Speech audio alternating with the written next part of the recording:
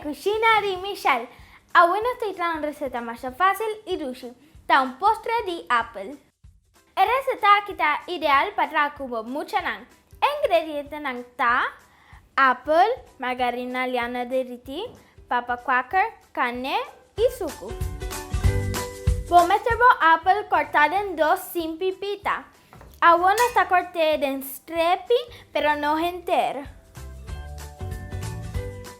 Ahora está poniendo los apple en el molde con margarina liana derretida. Pone suco. Mi apple está clapa va en el forno para 20 minutos. Ahora se nos mezcla para acompañar los apple. Primero meter margarina liana derretida.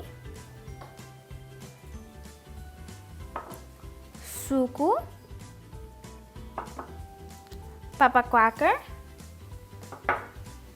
Y carne. Ahora nos da mix. Nos mezcla tacla. Nos apple a salir fuera del forno. Ahora nos está llena los apple con nos mezcla.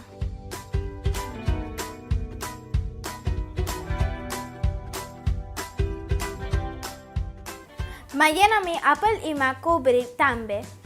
Me te agrega ice cream de vainilla arriba el postre.